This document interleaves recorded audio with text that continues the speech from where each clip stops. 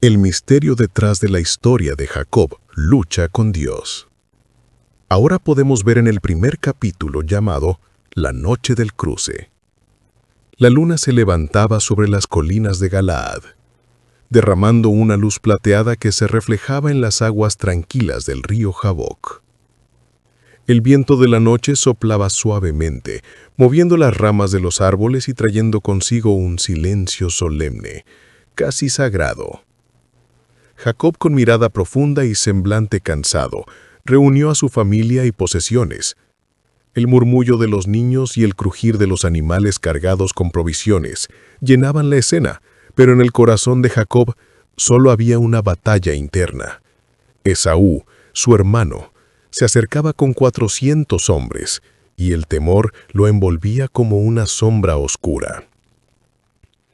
Con mano temblorosa, Jacob ayudó a sus esposas, Lea y Raquel, a cruzar las aguas, seguidas de las siervas y de los 11 hijos.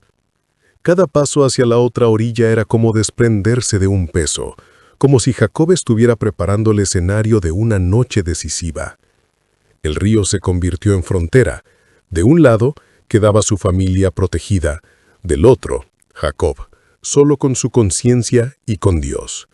Y entonces, cuando todo estuvo en orden, se detuvo. No cruzó con ellos, se quedó atrás. La soledad lo abrazó como un manto oscuro. No era la soledad del abandono, sino la de quien está a punto de enfrentar el misterio. Su corazón latía con fuerza, recordaba cada momento de su pasado, el engaño a Isaac, la bendición robada, la huida de Esaú, los años de servicio en la casa de Labán. Ahora, después de tantas luchas humanas, venía la más grande, la lucha con lo eterno. La pregunta es, ¿por qué Jacob decidió quedarse solo en la oscuridad de la noche? La respuesta es, porque había llegado la hora de enfrentar no solo a Esaú, sino a sí mismo. La soledad se transformó en el escenario donde Dios suele revelarse. ¿Acaso no fue en el silencio del desierto donde Moisés oyó la voz en la zarza ardiente? ¿No fue en la quietud de la cueva donde Elías escuchó el susurro apacible? Así también, Jacob debía quedarse solo para escuchar lo que solo los que luchan en fe pueden comprender.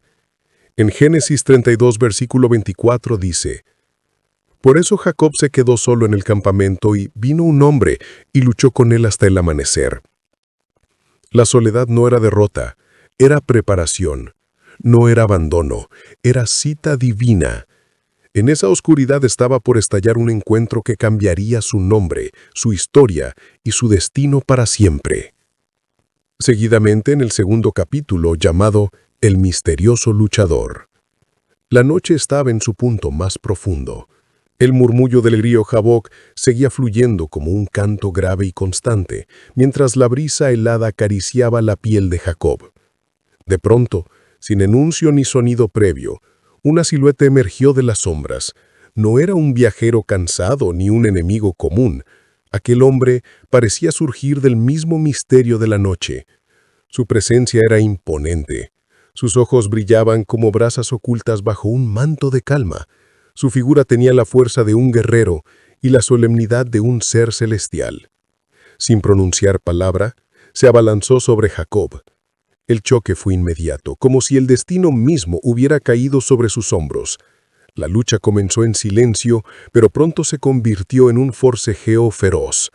Sus respiraciones agitadas se mezclaban con el crujir de la tierra bajo sus pies, el roce de las ropas antiguas y el golpeteo de los cuerpos en la arena húmeda junto al río.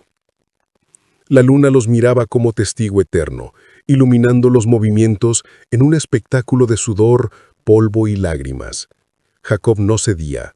Sus brazos se aferraban con la fuerza de un hombre que no quería soltar su vida, y aquel hombre misterioso tampoco cedía. Sus golpes eran medidos, como si no buscara destruir, sino probar el corazón de su contrincante. La pregunta es, ¿quién era aquel hombre misterioso? ¿Un ángel? ¿Dios mismo? La respuesta es, no era un hombre común, era una manifestación divina. En esa lucha, Jacob no combatía contra carne y hueso, sino contra lo eterno. El forcejeo era más que físico, Era el enfrentamiento con su pasado como engañador, con su identidad manchada y con el futuro que estaba a punto de recibir.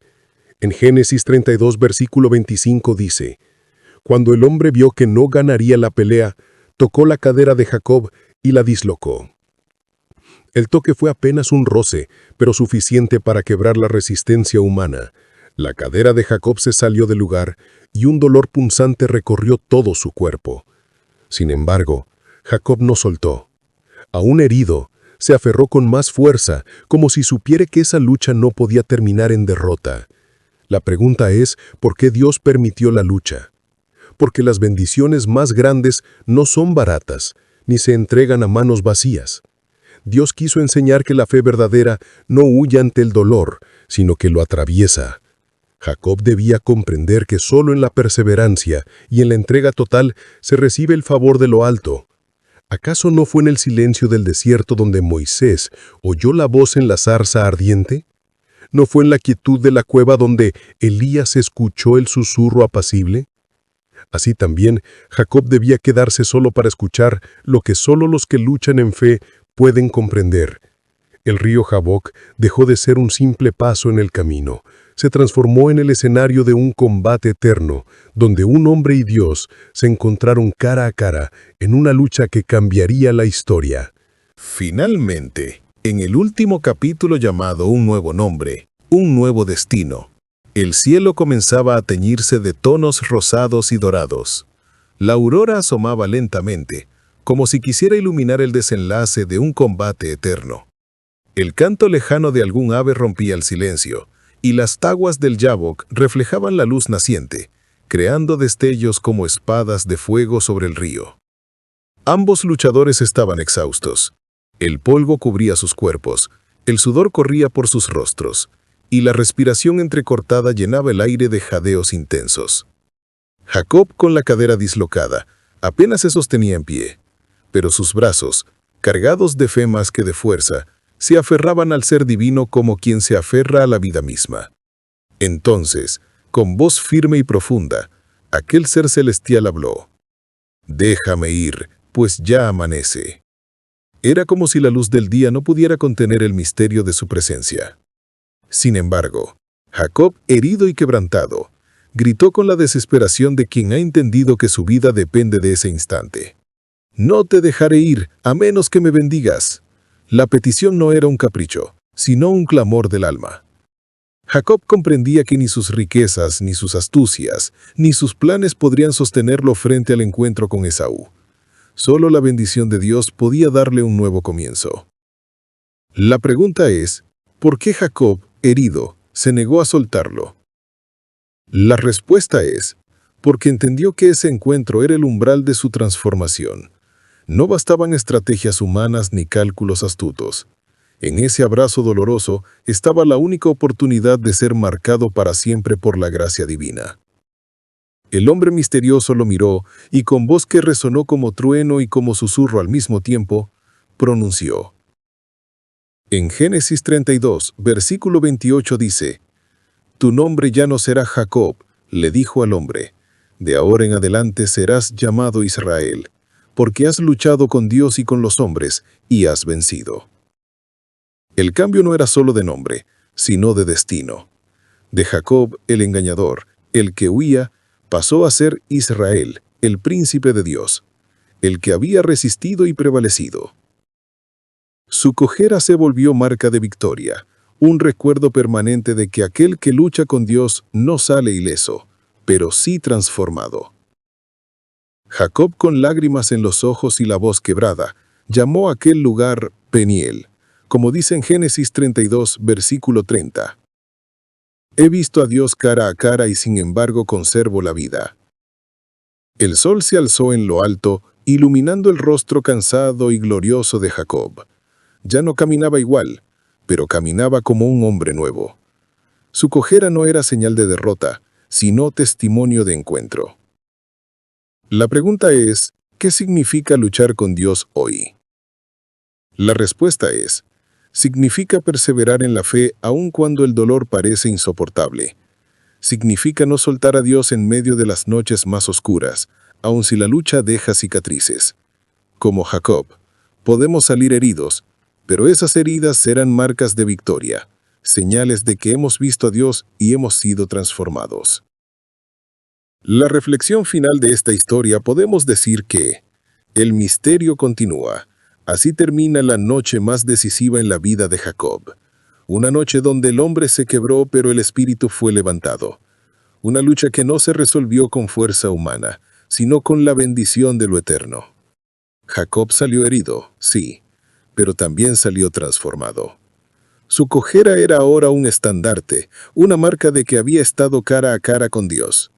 Desde entonces, cada paso que daba recordaba que la verdadera victoria no está en evitar las heridas, sino en permitir que esas heridas se conviertan en testimonio de gracia.